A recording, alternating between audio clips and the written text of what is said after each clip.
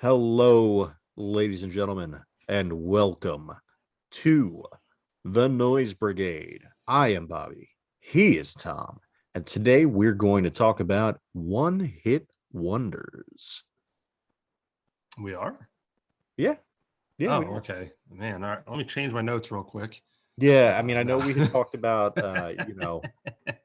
we were going to have a discussion about clown penises, but Oh, that's right. That's yeah, right. That's right. That's we're okay. putting that one on the back burner for now. Yeah, that's on the okay. That's right. Calendar next episode. Got it. Yep. No, actually, I felt a bit unprepared because we'll have to share this one here. Um, because we're on top of things, we had discussed earlier in the week of when we were going to do this week's episode, and you're like, Wednesday and Thursday work good for me, and that's basically where the conversation stopped. Because I was like, yeah, let's go with whatever's good for you because I'm open. And I'm sitting there just playing Skyrim like I've been doing pretty much every night this week, and I get an email, please join the Zoom recording. It's like, what is going on? And I look and it's, oh yeah, it's Wednesday. It's Wednesday. You know what So that means. oh, that's right. Yeah, that's right. Yeah, hey, rest in peace. Yep. Um, all right. So you again, once again, approached another great idea, one hit wonders, and this is perfect because I actually used to work in a music store. I born and raised with good music, and I love music all the way around. Not too much I don't like, but one hit wonders in the sense of we'll generally talk about these artists or these bands that were known for a song or maybe a album, but that's it. And we're talking like generally speaking, that's all they're known for. It's all they'll ever be known for. And they may still be artists now, or they may have ceased, years ago, but that's kind of what we're on, right? Yeah, and this isn't any kind of indictment on the bands that we're going to talk about because honestly, three of my favorite bands of all times are on this list. So I can't. I'm definitely not trashing any of these people. They've had more success in their lives musically than me and Tom have. You Yeah. know, Yeah. aside And from that one single you released in Germany. oh yeah, that's right. I forgot all Do about you that are you still song. getting residuals for that? It's like 12 cents a year. Uh, Yeah, but well, that's the one thing that it's it's funny. There actually is a popular artist with my name, that produces music. What is I don't forget what is he? Where's he from? But there is a Tom Walker out there. no, no kidding. Yeah, yeah. But the one hit wonder thing, open ended definition to me, and I wrote this down in our notes, and it's we've kind of already gone through this, but generally what we're talking about here is even though there may have been a radio hit, the general population just isn't familiar with the rest of the band's work, although they may have picked up that out particular album. But like you and me, certain times these one hits turn into, oh, I love this album, I love this band, I'm going to follow them down for years on end. So we may mention someone here, band or artist, that they may have been one hit wonders to us, at least how we're viewing them. And we may even contradict each other talking about this because there may be someone I say that's all you know is one song, or something you say that all I know is one song, and you follow them or I follow them, because one of us may end up, like you said, may be a longtime fan of one of these others while we have like, oh yeah, I know that one song or that one album and be done with it. But generally speaking, we're going to talk about the one hit wonders that people would know in general. But we'll go a little deeper, right? Right. Okay. All right. So now we've kind of laid it out. Let's jump in, man. And you the one you've listed first is absolutely, when I think of one hit wonder, this is the one that pops to mind. Yeah, and I can recall distinctly. I think you, me, I don't know, whoever else. Big Matt was there. We were at maybe Hollywood Diner, and there's a karaoke going on, and he comes up to me, and I was three sheets of the wind drunk, and was like, "You got to get up there and do Jimmy Ray."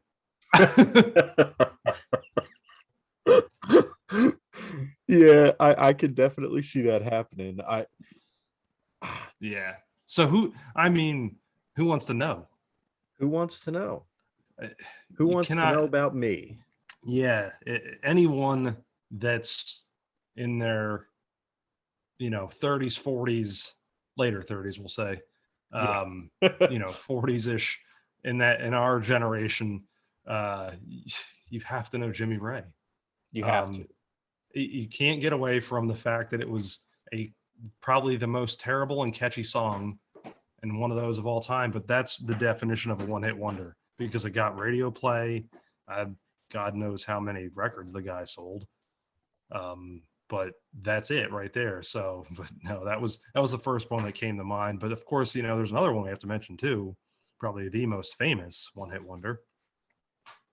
Rick Astley. Hey, now before we get on to Mr. Astley, uh, did you actually own the Jimmy Ray single?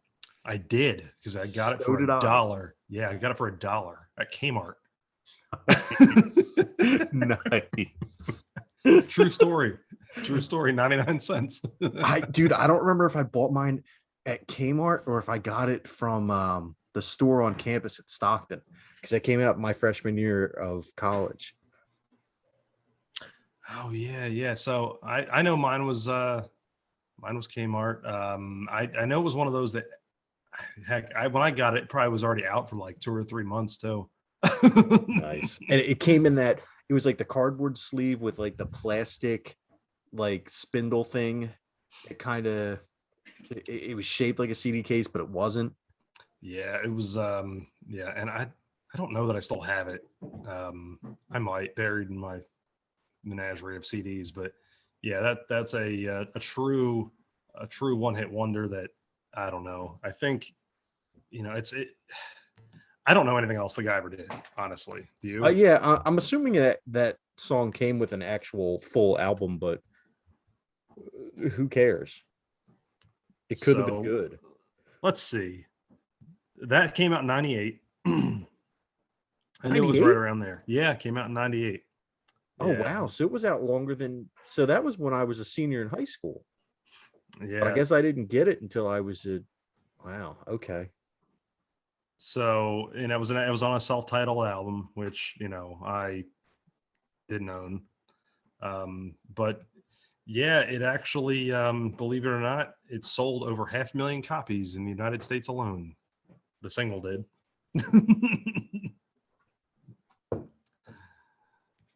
So there you go. Jesus. I don't know. I don't know what's worse, the fact that we both owned it or that we put him ahead of Rick Astley. Yeah, I think it was more of a generational thing, is why, you know, Rick Astley doesn't come first, because that song is in the 80s, even though it's been a lot more popularized as the years went on. Um, we don't really have to talk about why, do we? No, no. No.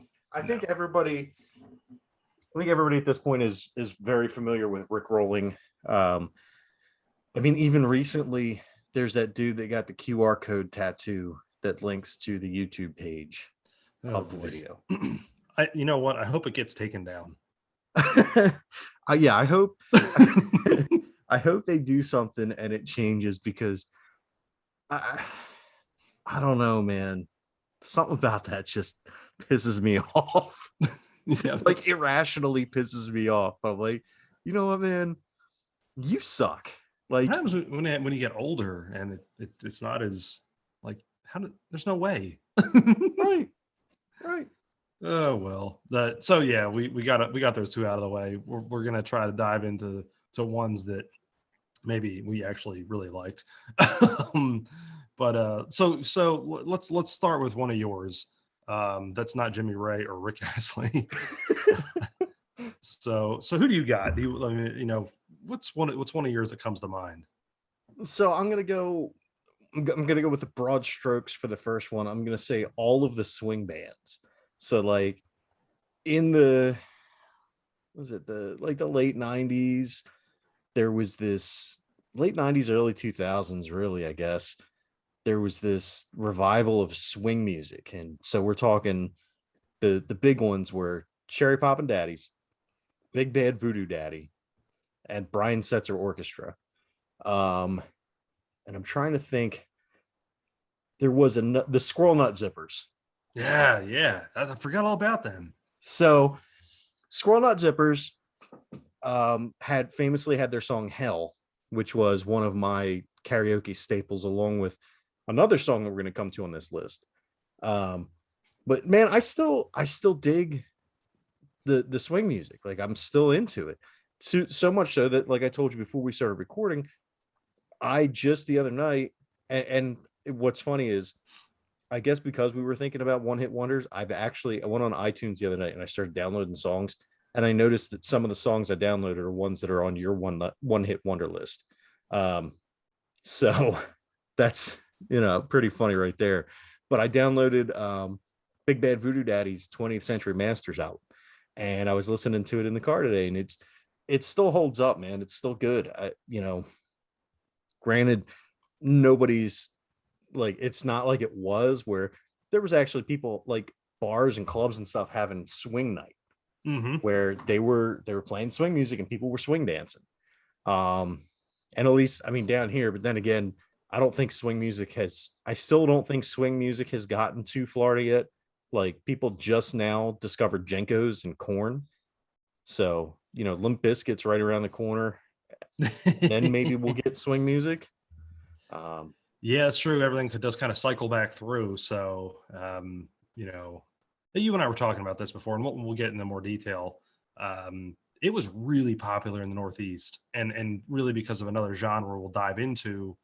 But anything that was a derivative of really jazz, with any kind of horns, whether that was getting into more of a ska thing, or then you had the swing music, which was huge. Yeah, it, you know, we kind of really hit upon right as our growing up in teenage and our early 20s. This stuff was huge. So maybe you're right. Maybe we're right back around the corner from it again. I hope so, man. Especially this was supposed to be the swinging 20s. Yeah, that's true. Yeah. So let's bring swing music back. I think we should. This is what we should do. This is why we're on this earth, Tom. We are here to usher in the next swinging 20s. There you go. Yeah. Hey, you know what? We're still early on in the decade, so yeah, we got time. Yeah, let's do it. All right, let's do it. Yeah. So now this will be a good theme though, because we'll do a lot of these things that really were honestly, a lot of it revolves around the 1990s, right? Yeah. I mean that. Not everything, but a lot of this does, and particularly a few of these genres that we really hit on, because this is stuff that we liked. And I think you brought up a good point. It still holds up, and we'll talk about that. Maybe some of these things that we talk about, maybe they don't hold up. I think it's a fair assessment. Hey, we really liked this 20 years ago, but what do you think now? So, yeah. So what's go ahead and why don't you shoot one at me? Yeah, so I'm gonna go a different genre, but we'll go alternative, and I think this one shows up quite a bit, just in like popular, alternative lists. Is Space Hog, and particularly In the Meantime. Yes. I could not tell you anything else about that album. I have no idea. Never owned it, but that song has always perpetually been in, playlist for me, because I love that song. I remember hearing it on Y100. For those of you who don't know, it was an amazing radio station based out of Philadelphia. Yeah, not to be confused with the crappy rap station out of Miami. Yeah. But no, it's such a good song, and I couldn't tell you any other song by them. I really can't. I have no idea. But they have their album cover was pretty iconic. It's got a passport on it, and the album that was on is called Resident Alien. So the passport has like a little picture of the alien. That stuff is memorable to me, which is funny because I never owned it. I want to say it was it popularized because it was on a T-shirt or something?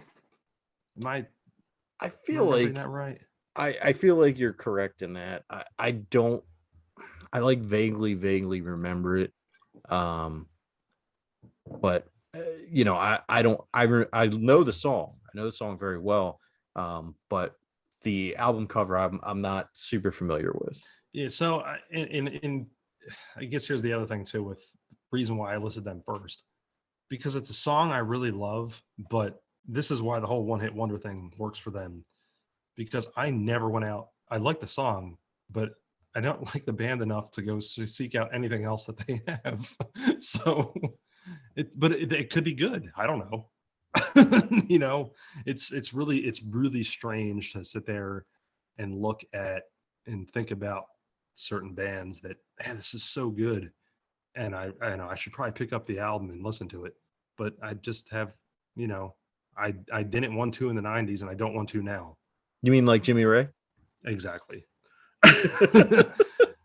No, it's funny. The Space Hog, no, because that fits into that true '90s alternative that I love, and it just was one of those things that for whatever reason, and I don't now, you know, because I tend to listen to, you know, outside of a few albums, which we've discussed before on previous episodes.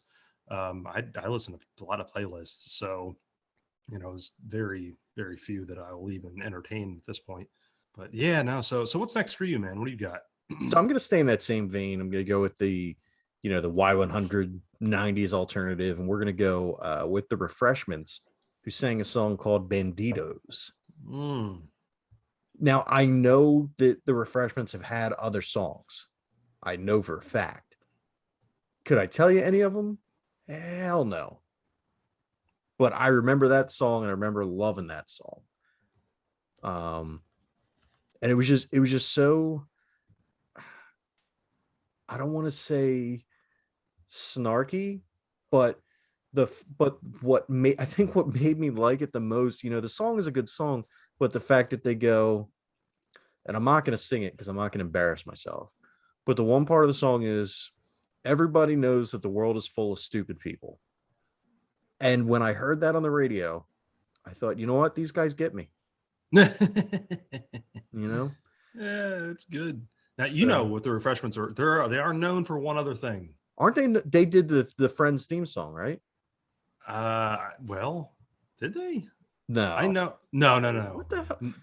They did a theme song. You're right. You're on the right track They did a theme song. for a show that we liked, really liked. Wasn't Clone High? It was it was a cartoon. I almost gave it away. King of the Hill. Yes, Yes, yep. that's right. I forgot about that. And I'll be completely honest with you. That's the only reason why I know them. I may know that song, Banditos, but I didn't like associate that.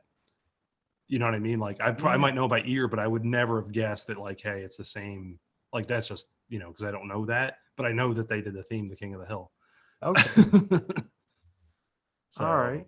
yeah, it's kind of funny. Because the only reason why I know is because it showed up in the credits. You know, Yeah, I would have known that otherwise. But dude. Yeah, I completely forgot about that. mhm. Yeah, Oh, super interesting. Yep.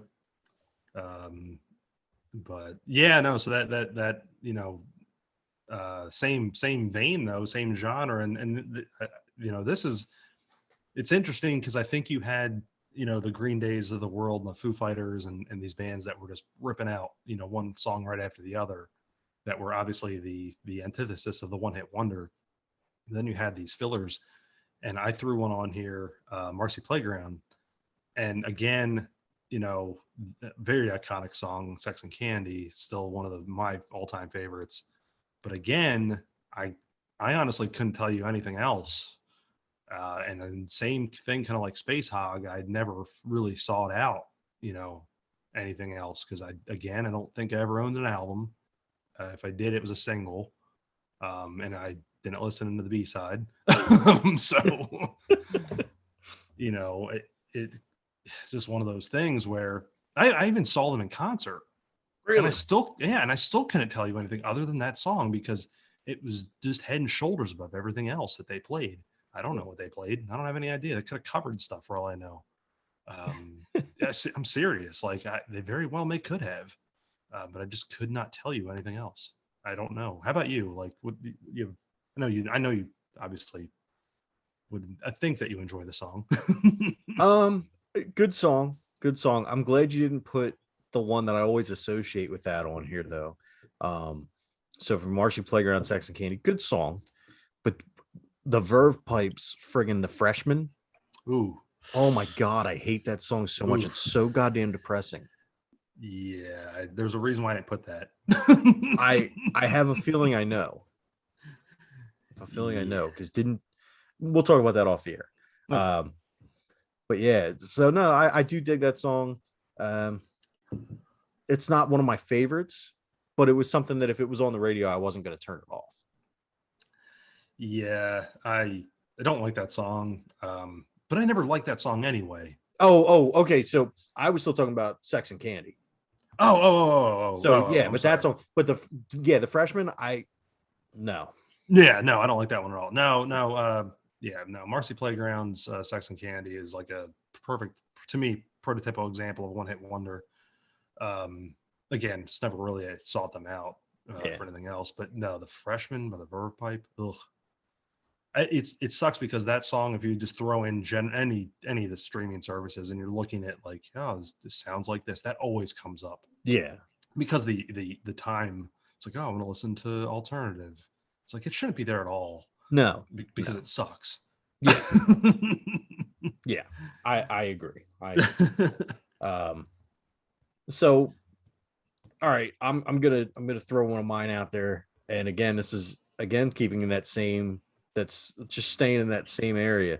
Um, Black Lab, Time Ago. Yeah, that's a that's I don't know. I know Black Lab. I know that, and I might know because that might be that song, but I couldn't again. Same, like you wrote the name note on the same way that I did on some of these. I don't know anything else by them.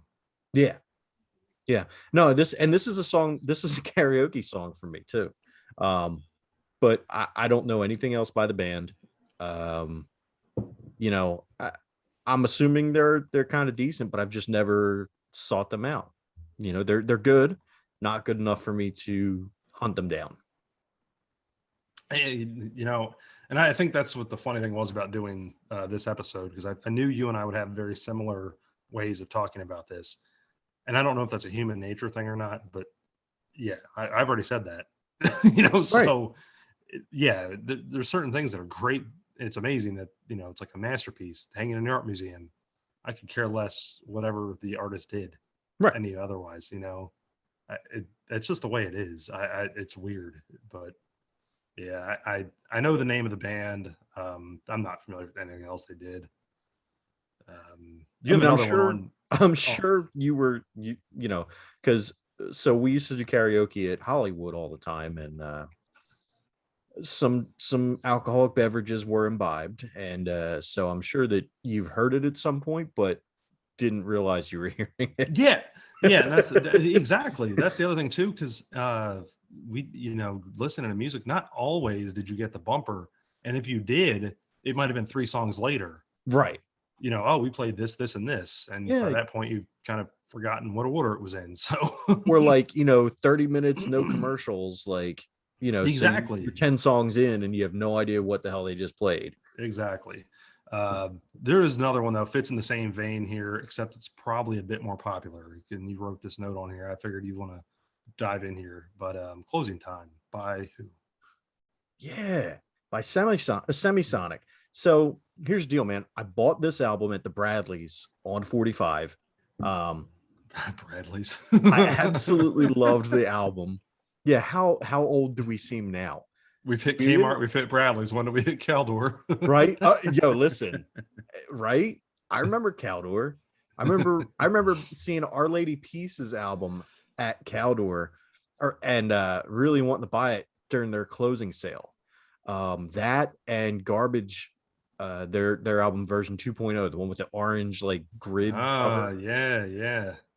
And wanting to buy both of them and couldn't figure out which one to get and didn't end up getting anything. Uh, so, but and I remember seeing all kinds of video games there during their closing sale that I really wish I would have bought. But anyway, yeah, closing time. Everybody knows this song. It's any kind of gathering you're at. it's kind of like Thanos. It is inevitable that you will hear closing time. Yeah. I do like the band. I like the entire album. Singing in My Sleep is on that album. DND is on that album. Both very good. It's called Feeling Strangely Fine if you want to check it out. And they actually, a little fun fact for you, they had a song called FNT on the soundtrack to 10 Things I Hate About You. No So, kidding. yeah. Hmm.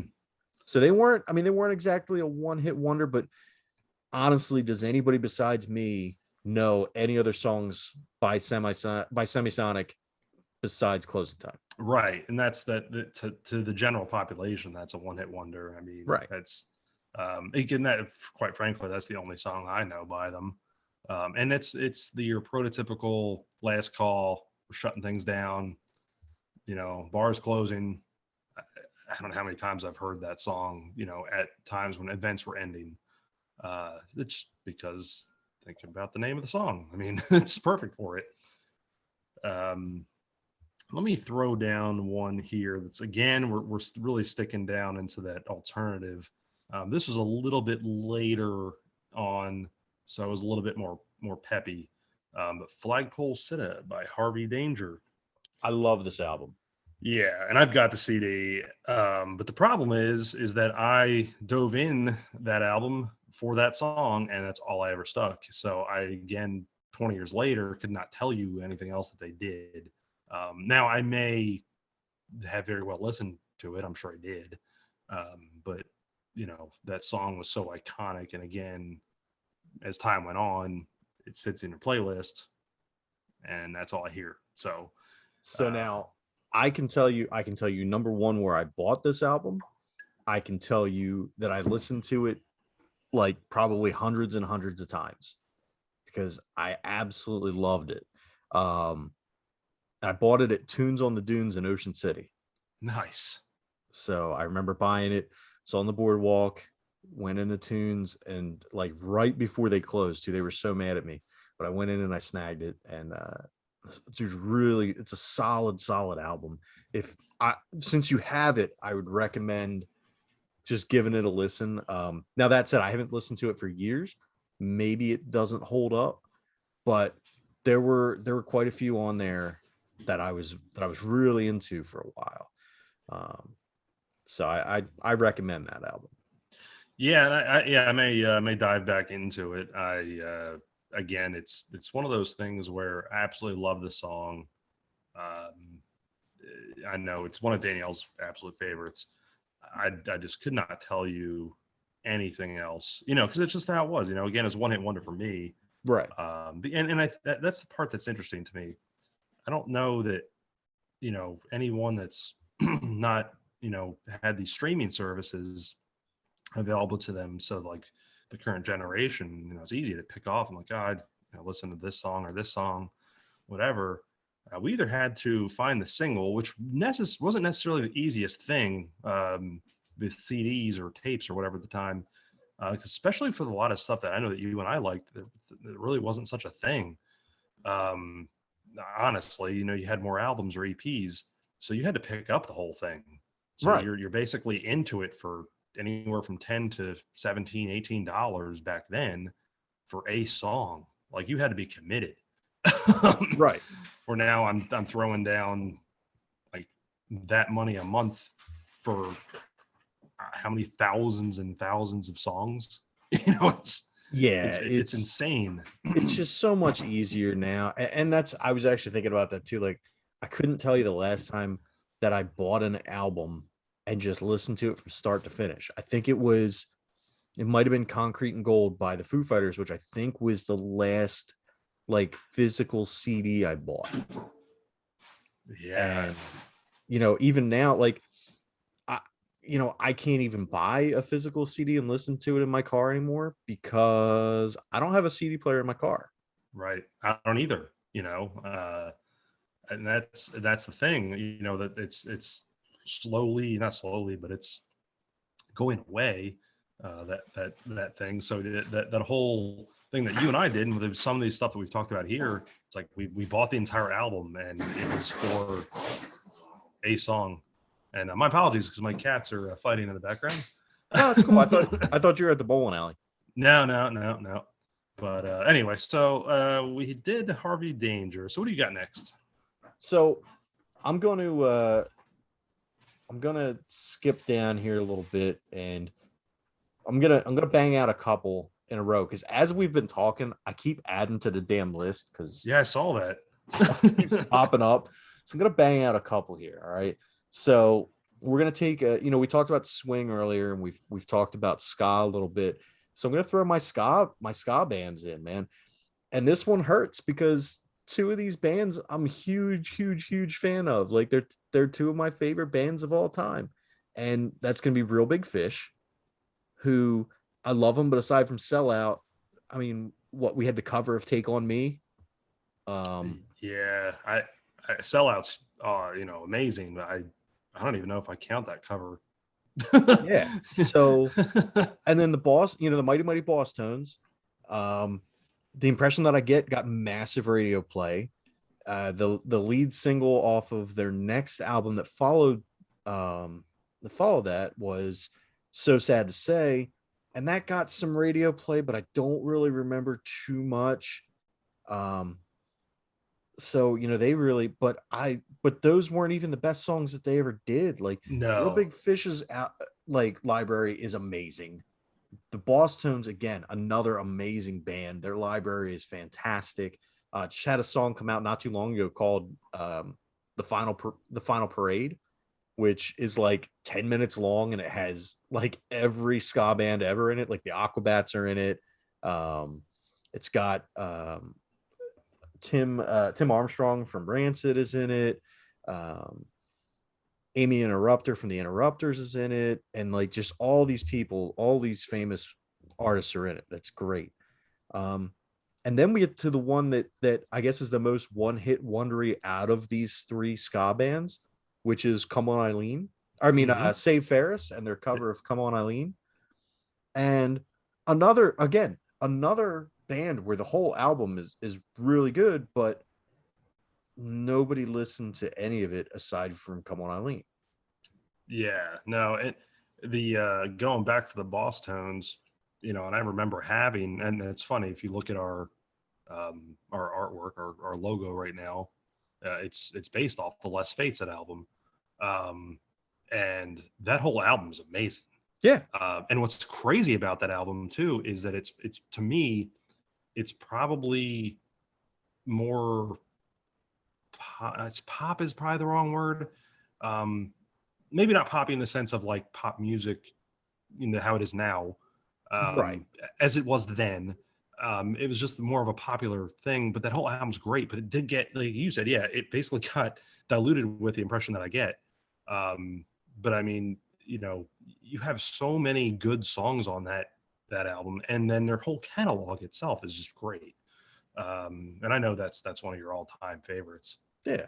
So that's got to be hard for you to put that on Oh, here. dude, it sucks. It sucks. This writing this list sucked really bad for me because I put like I'm staring at the list and I'm looking at just right off the bat, three of my favorite bands of all time. Boom, right there. One of the bands, I'm looking across the room and I'm seeing a signed poster by the entire band hanging on my wall framed. But sorry, had to put you on the list, even though you're an amazing band. Because by the definition which we laid out, you fit the definition. And that's why I kind of prefaced everything by saying that it was a this isn't an indictment of any particular band. It's literally we're going by that definition of one hit wonder, being you had one major hit or one major album and then that was it. Right. Yeah, exactly. So like I know that you're, huge fans of these, and obviously this was your idea to put this together, but we kind of went out here and said, hey, you know what? We did preface this by saying what this was, and it's just true. I can't disagree. They were a one-hit wonder. And that's what they were. But again, it's somebody that you ended up, really liking, you followed, and you still follow them, and it's still one of your favorite bands, and they're always going to be one of your favorites, Right. That's just the way it goes. Right. But yeah, no. I think I had one more in that alternative space. You do, and I'm gonna Um, fight you. Oh, you have two more, and I'm gonna fight you on both of them. um, and it sucks because I'm all again. I'm kind of going with you on the whole our own definition. This is like a Ballstones thing for me, and kind of, but the Toadies.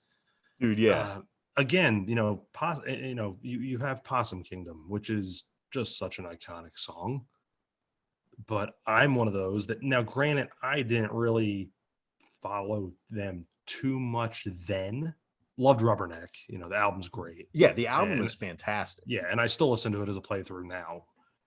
Whenever I do, it actually have several songs kind of peppered into the playlist. Um, but I never really dove into them to really seek out anything else. That's just I really stuck on that album. But again, knowing the terms of what we're talking about here,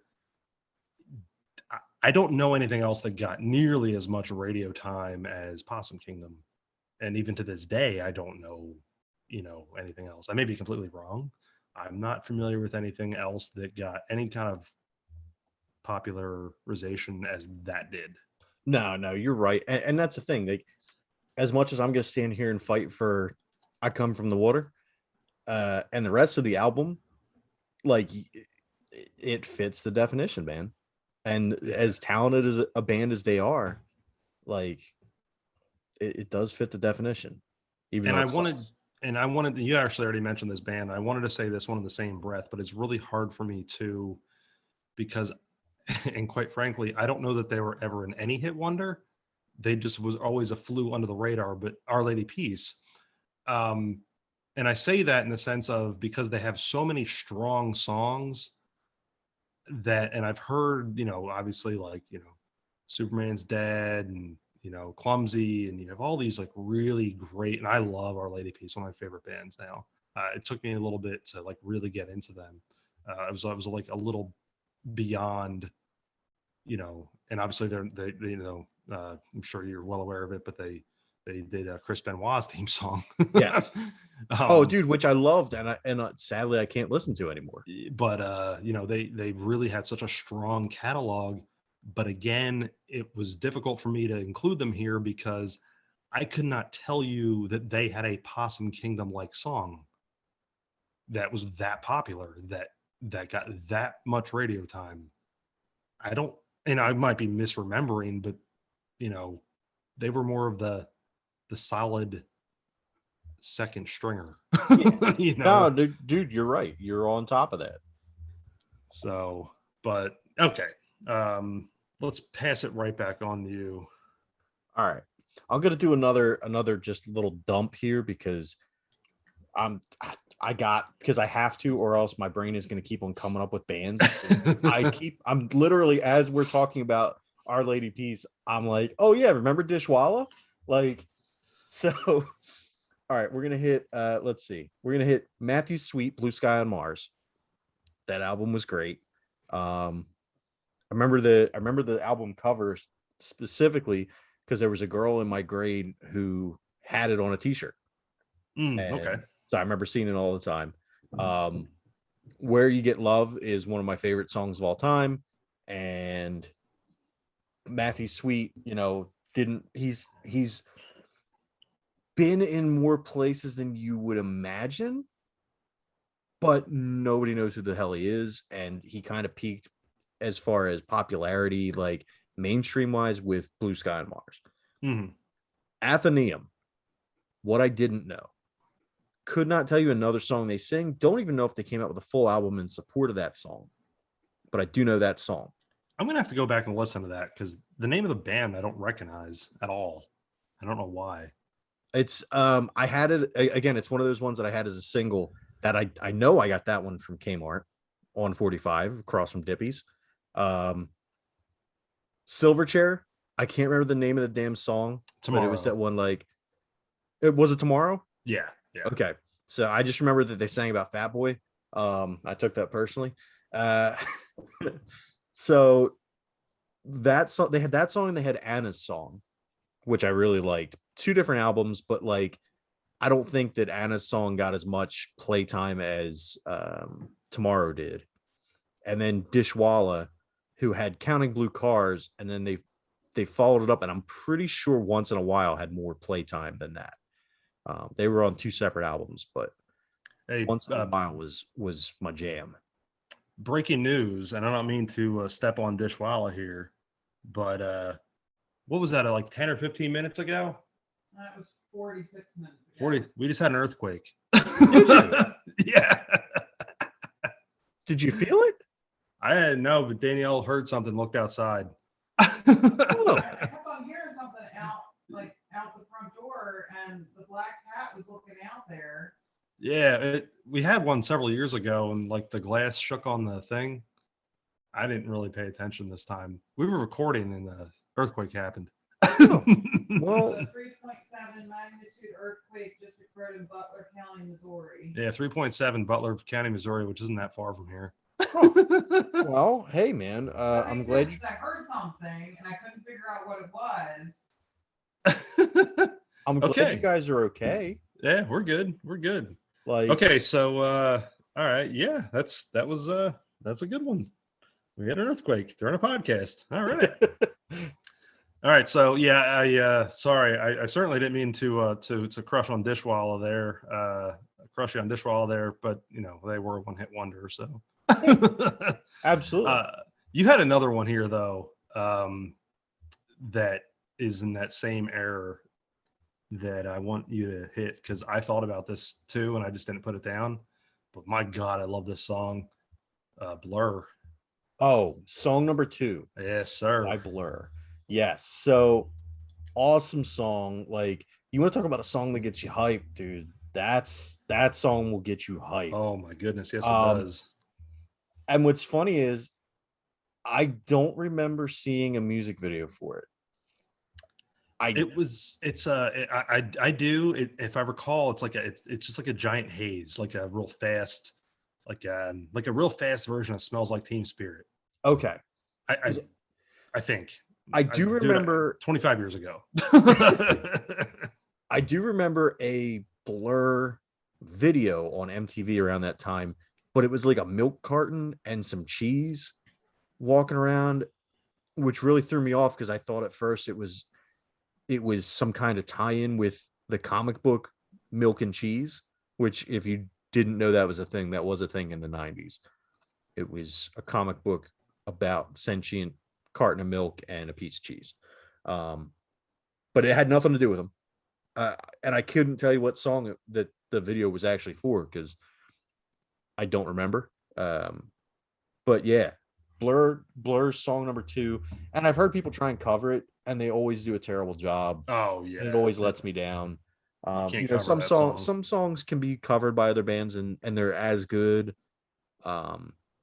Some covers are even improvements, but not. I don't know that anybody could play song number 2 by Blur and improve on it. No. You're exactly right on that. I don't know if I've ever heard like the studio version of it is great. I've kind of say I've heard it live or by someone else doing it live, and yeah, it does not do it justice. Again, it's weird. It's 25 years old. I can tell you, I bought that album. It was on sale because the case was cracked at McGuire. Oh, yeah, and it was they had those weird things every once in a while where it was like 75 or 90% off because the case was cracked.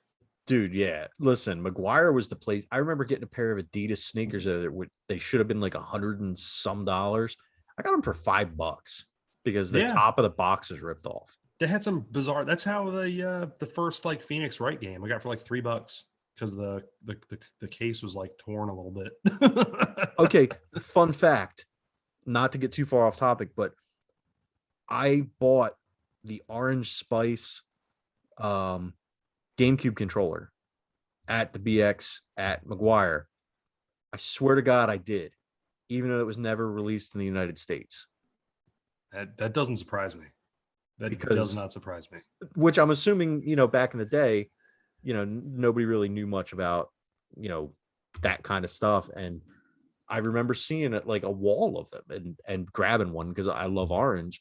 And I have no idea whatever happened to it. It's funny. We'll have that's another conversation for another episode. I think these random things you come across, but yeah, I remember getting that there, and that's again such a good song. But and he wrote it there too. They had a few other ones, but that was it. That's the purest definition of a one hit wonder. Yes. Unfortunately, too, because I think they could have been something like really big, and I'm sure they made their money. Well, the one dude from Blur is in the Gorillaz. Oh, that's right. I forgot all about that. Yeah, no, they made enough money. Yeah, they don't need our they don't need our 2 cents on that. No, exactly. And I apologize I don't know if you can hear it or not over the microphone, but Lily is snoring very loudly. So no, you didn't hear an earthquake, so we're good. He's her cat's going crazy after said earthquake. All right. I've got one more here that's not alternative necessarily, a little bit harder rock, but it was in that same era. So you could possibly slap a bit of an alternative tag on them. But Monster Magnet. And here's the thing. I love Monster Magnet, and I love a lot of stuff that they do. But again, to me, kind of like the Toadies, really the only thing that got play was Space Lord. And I remember seeing it more on like maybe an MTV or something. I don't remember, a whole lot else. But there's, again, one of those bands like over the years that I got more into. But Space Lord's always in one of my lists. And again, I'll catch flack for it. I get it. I know some of their other stuff is out there and really good, and I enjoy it. But again, it's so iconic to me. It blows everything else out of the water. But what do you say? I actually just bought this album. No kidding. Nice. Yeah, that's what's so funny, dude. When I was telling you before that I just went through and bought some stuff off of iTunes. I bought this album because I was looking at it. I'm like, Space Lord was a great song. Power Trippin' is a great song. And then I started listening to some of their other stuff, and I'm like, yeah, dude, this album, I got to get this. So I ended up buying the entire album. Yeah, they get some really good stuff. Look to the Orb for Warning, which is not on that album. There's a couple of their newer stuff. I want to say it came out within the last year, which is pretty decent. They've getting some good stuff, but that song is just, to me, head and shoulders above everything else. And generally speaking, I don't know, unless you're just like a huge Monster Magnet fan. I don't know. And they're from Jersey. Are they really? I didn't know that. Yep. Yes, they are. Is it North Jersey though? Probably North Jersey. So yeah, we can't really count them, but okay. But I mean, we can. We can say it. All right. We claim Kevin Smith, and that's true. He's more point. North Jersey. Yeah, that's true. Yeah. Okay. All right. So what do you got? What's next? Right. So let's go with the other one of the big three that really like caused me pain to put on here, but I'm gonna go with Flogging Molly. And Flogging Molly is the band on this list that I've probably seen the most times live. I've seen the Boss Tones. I want to say 3 or 4 times. But I've seen Flogging Molly.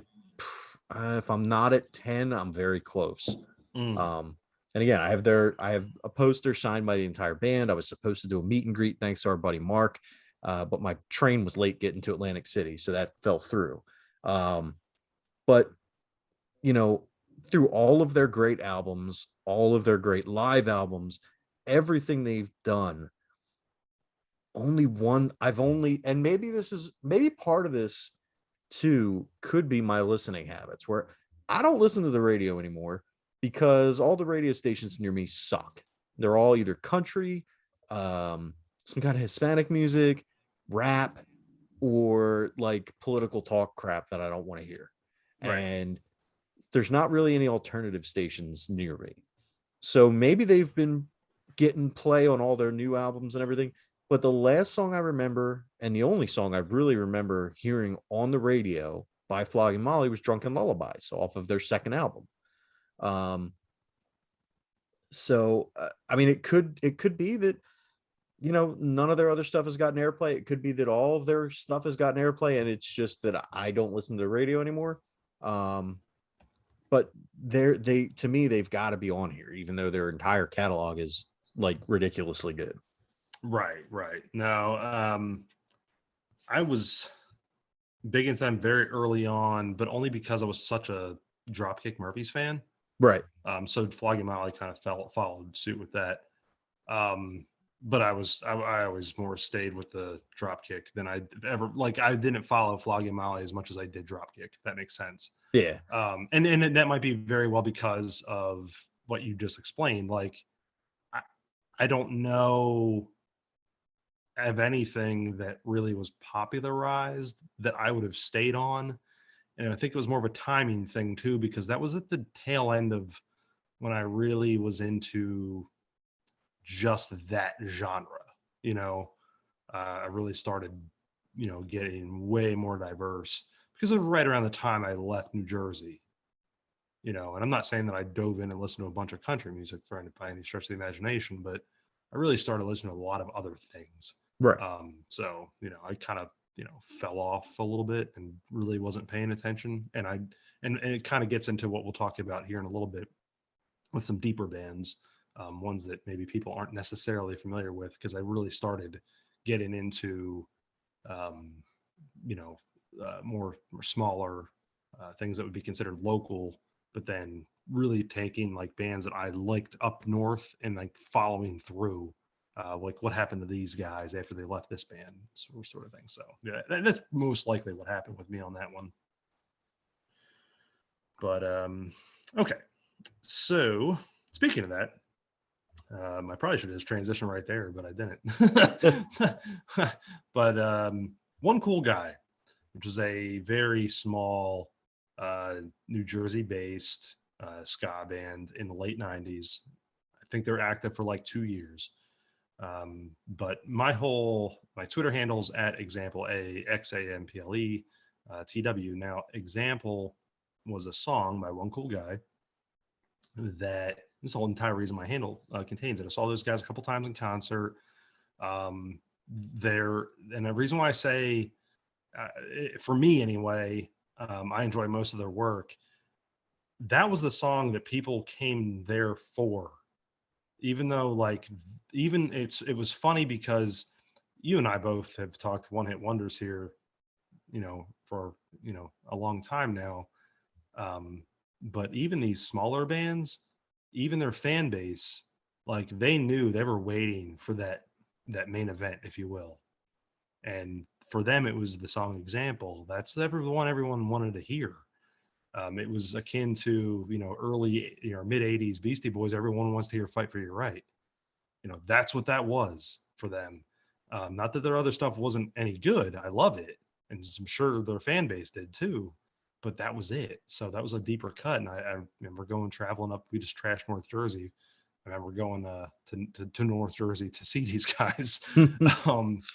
But those guys broke off after a while, and they went on to be in some more well-known, for the time, Streetlight Manifesto, which is still active. Yes. And Bandits of the Acoustic Revolution, some more well-known bands. Again, are they anything you're flipping on the radio to hear? No.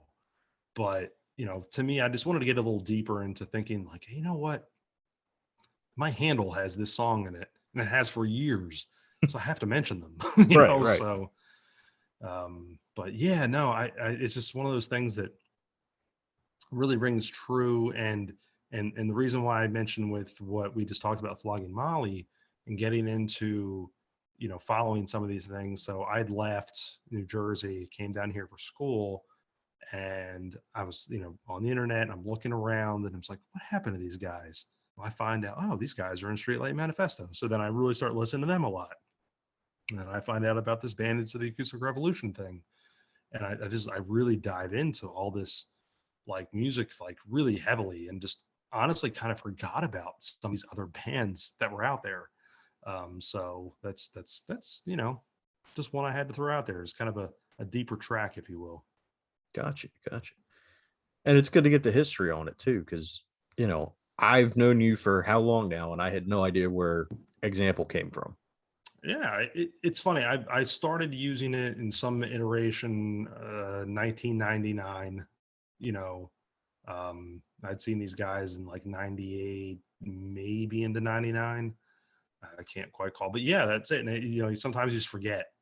You know, I I I had to mention it though because I was like, that hell, it's my damn handle. So, but yeah, no, that was definitely one that fit this mold for me personally. So, and anyone that was like the 300 or 400 other people they had as fans back then. So what you got next, man? What do you got? All right, so let's hit up some local H, Bound for the Floor. Ooh, good song. Good song. So, again, another one from the 90s, Y100. I know Local H is a good band. Uh, and I know I've heard the entire album, but I can't remember another song they did. Kind of like, and I'm gonna do another two for here. Wheatus, Teenage Mm, Dirtbag. yeah, and I saw you add this note as we were doing it. I was like, I forgot all about that song. Oh man, that's a good one. But you know what? In the same era though, Fountains of Wayne. Oh, Stacy's mom. Yeah, she's got it going on. She does. She does indeed. I love that song. I completely forgot about it. And you know why it is? It's because I have several songs from Fountains of Wayne on my, you know, on my computer, on my phone. So to me, I kind of forget sometimes that yeah, man, that was a huge one-hit wonder song. Yeah, yeah. And it's funny whenever you put Wheatus, for whatever reason, that clicked in my head. And I think that's the great thing about doing this because you kind of remember that because God, Teenage Dirtbag was what year was that? It was Was it 2000. It was 02? early 2000. So like, because it was in that movie with DJ Qualis. Oh The new yeah, the new guy or the new, I think it was the two new guy. 2000. That's when that came out. Was it? It was 2000. Yeah. Wow. Yep. Yep. Okay. So My goodness. I remember the cover of the album because I wanted to buy it because I liked that song so much, and I just never could pull the trigger because like literally never heard another song off it. I still to this day have not heard it, even a snippet of a song off of that album besides that song. Um, but it's funny because the album cover reminds me of one of the boards in Micro Machines for the NES, where you're racing on the breakfast table because it's the cover. If I remember correctly, it has like this teal and yellow like check pattern on it, and then it's got the logo, but it almost looks like French toast with syrup on it for some reason. And there's little syrup drops on the table that has that check pattern in Micro Machines. So anyway, uh, so yeah, man, Wheatus, Teenage Dirtbag, Local H, Bound for the Floor. um, you got another one here that fits the 90s though. We got to hit it. LFO. Summer girls, summertime girls are the kind I like. Stole your honey like I steal your bike. Yeah, it's another funny that's a true one-hit wonder. Oh yeah. I don't know anything else they did at all. Do you? No, I do. I will admit, I did own this single though, Yeah, but I had it on. Yeah, I'm gonna say I had a single. I don't think I had the CD. There's no way I had the CD. no, Like the whole album. Yeah, no. no. That was still the time when we were too cool to admit that we liked like some boy band songs. Yeah, yeah. But that was definitely that 90s. Definitely one hit wonder. Yeah. A little past that, you have another one here that I forgot all about.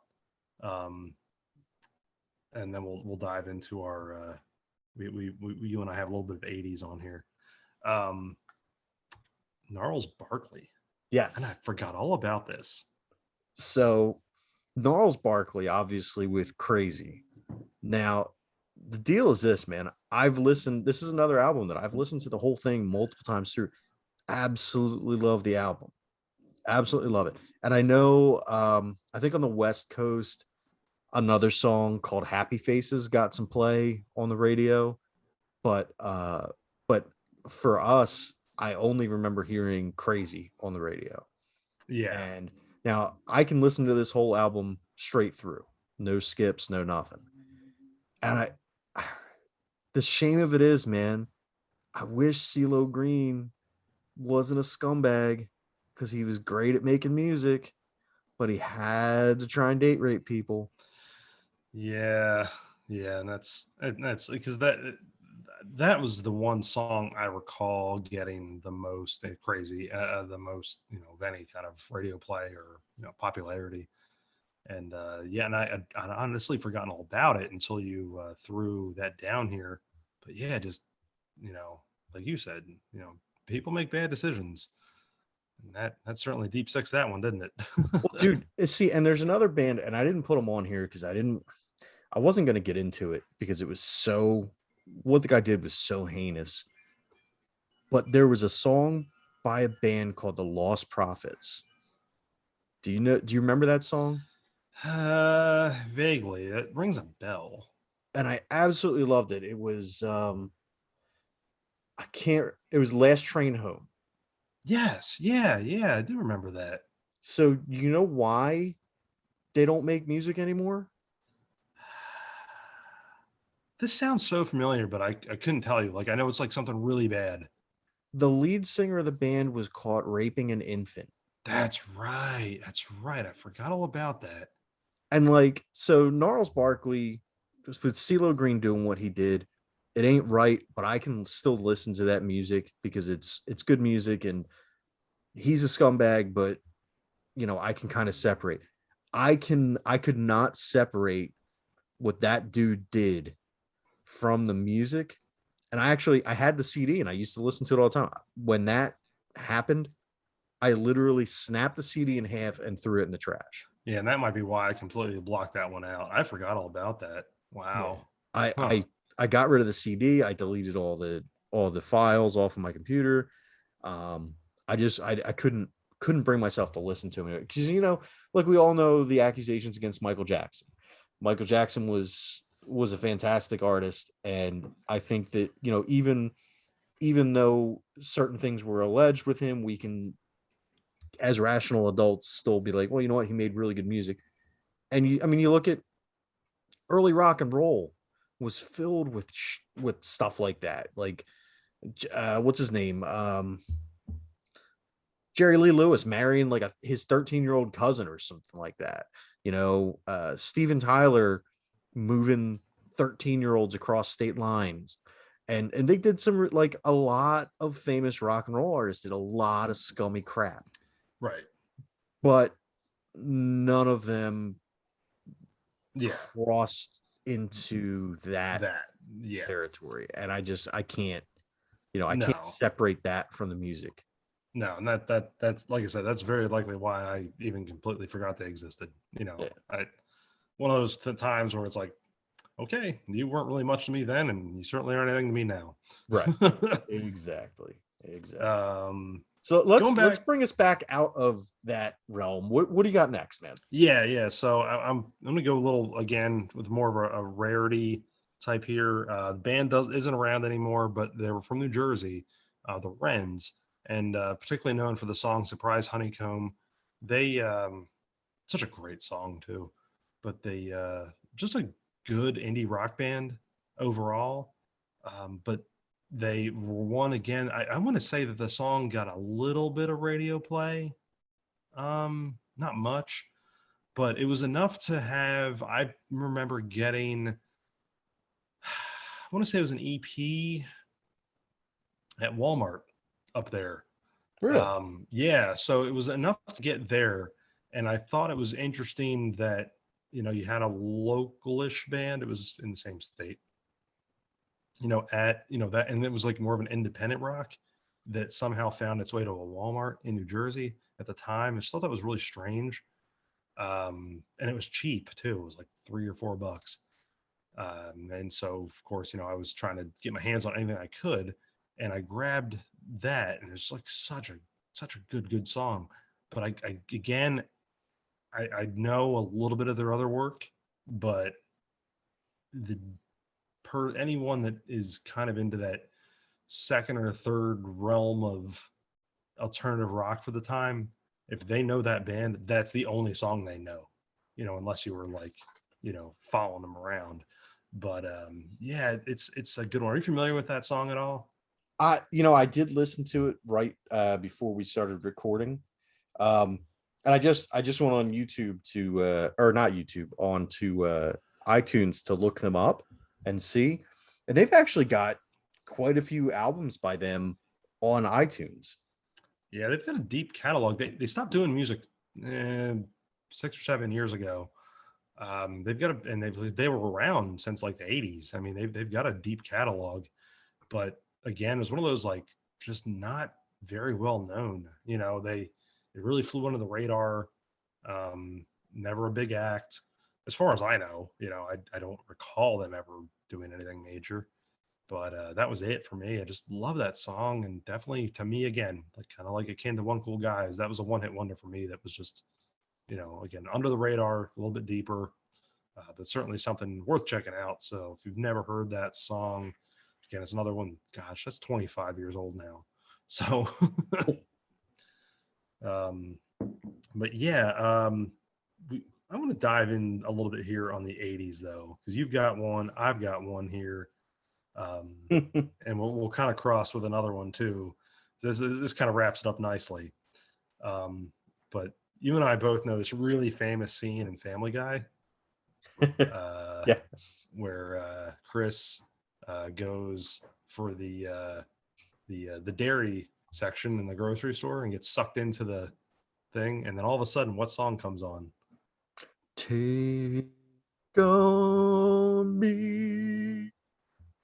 Oh, so good. And that's terrible. Everyone just left. No, that was good. Everyone stopped listening.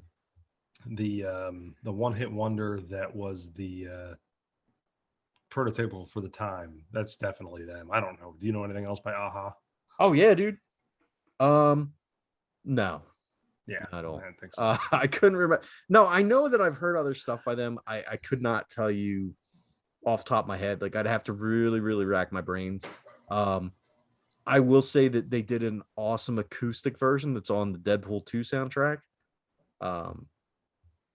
Dude doesn't go nearly as high on it. He like kind of keeps it nice and subdued. It's so weird hearing it because it's not upbeat, it's not fast. But I will say that is one of the first music videos that I ever remember seeing. And I remember seeing it and being blown away by it with like because it was this animation style, which in the, for the Family Guy thing, they replaced obviously the girl that he finds and brings into the comic book world. They replace him with Chris Griffin, and it's great. But I seriously remember seeing the actual video of it first and being like, wow, that's so cool. But yeah, I couldn't tell you what else Aha have done, but I know that they did a really good cover, or not cover, but a really good version for the Deadpool 2 soundtrack. You have to check that out because I've listened to actually quite a bit of the almost all and quite a few times too, the first Deadpool movie, and then they came out with like basically a More From album. I forgot what it was called, but there's like more music from the first movie. But I think outside of like the X-Force Deadpool rap, I don't think I've ever heard the soundtrack other than watching the movie for Deadpool 2. So I'll have to check that out.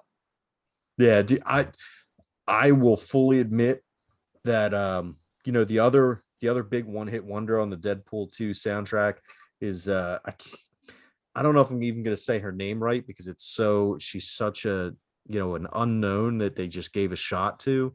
Was I believe it's Celine Dion. So Oh yeah. She was famous for something. yeah. But she does a really cool song on that. No, not my normal style, but she was really good in that too. Jeez. Somebody's really gonna believe that we don't know who Celine Dion is. Celine Dion. uh, And we just lost whoever was still listening. yeah. Hashtag Celine Dion. We probably would have flown about 20 years ago. Probably not now. Yeah, right. Oh well. Yeah, You have whatever. another classic song on here though, and yeah, and your only comment here was enough said, and I love it because, man, I am the tiger. Right. You can't have any one hit wonder, list without having Survivor's Eye of the Tiger on it, because it hits every category. I'm sure Survivor came out with other songs. Who cares about any of them? I think every song that they ever came out with that had any kind of like momentum behind it was in a Rocky movie. Exactly. The funny thing with gosh, that band, trying to think, they were trying to think, what was that, Rocky 3, Fry the Tiger? You know what? I'm gonna defer to Google. Let me see if I can type. And here's the only thing. I say this because, obviously Eye the Tiger is so well known with Rocky, right? Yeah, it was Rocky 3. Okay, I thought so. That in my mind, and this is going to sound really funny, but I think because of the timing of Rocky 3, because it was like early 80s, and watching like rerun VHS, whatever, that I for years associated Eye of the Tiger with the original Rocky, thinking that, oh, Eye of the Tiger in Rocky 3, that's the first Rocky movie, like, because that's how I associated it. Right. Like, because it was that synonymous with Rocky, I just thought, well, that's been in every Rocky movie. So Right. But that's just how. But again, I don't know anything else they did. I don't know. I really don't. I don't have a clue. I don't know anything about the band. I know they're not existent anymore. But at least I don't think they are they? Maybe they are. I don't maybe. think so. Yeah, Wikipedia says they're still active. Really? Yeah. Wow. Huh. Wow. Color me surprised. Now that makes sense. I'm sure they're not that active. Yeah, I can't imagine that they are. But yeah, no, definitely a great one-hit wonder. Yeah, I'm glad you put that down there because that's, definitely fits that mold. The last one I had, and this really kind of is nice because it wraps up into some other stuff that you had here, which is fantastic. But I had one that, again, this is a really deep cut, really strange that I even put this on here, but I got to really thinking about this the other night and just trying to go deep. And there's a band named China Drum. The only song that I have ever known them to do was Barrier. I'm sure they actually did other stuff. And I was trying to find it to listen to, and of course I YouTubed it, and I start watching the video. I'm like, oh my god, the lead singer looks like a broke Matt Damon from Euro Trip. And then you put this fantastic addition on here of a song, and if this doesn't fit one hit wonder, I don't know what does. So what song is it? I feel like this is the best way to go out on this one, and it's going to be the band Lustra with the song Scotty Doesn't Know from Euro Trip. Yes. And honestly, I couldn't tell you if this song ever got radio play. I don't think it did. But holy crap, if there's ever been a better song from a movie, I mean, maybe I don't know. Like, and I mean like an actual song that was written. I'm assuming this was written just for the movie. Oh yeah, had to be. Yeah, there's no way because it mentions two of the main characters by name. So I'm assuming it has been, but nothing that's tied so intricately to the movie where like, you know, you I don't want to say you can't have one without the other, but one would be significantly less without it. You know, so funny and it pops up in different times in the movie in different formats too, which I do have the techno version on my phone too, in addition to the Nice. normal song. So Nice. like, That's when they're in the club, right? yeah. Yeah, yeah. So good, dude. That and the ringtone at some point in the Yeah. movie. That's so good. That's so good. Yeah, I think that's such a great way to finish it out because if you're really talking about what we just did for the last hour plus, um, you know, Lustra is a no one knows who the hell Lustra is, Right. but if you even remotely have existed in the last 25 years and were of age to watch Eurotrip, you would know what Scotty doesn't know is. And yeah, perfect. It really is. What a great way to shut it down, man. I love it. And you know what's funny? Again, according to Wikipedia, they're still an active band.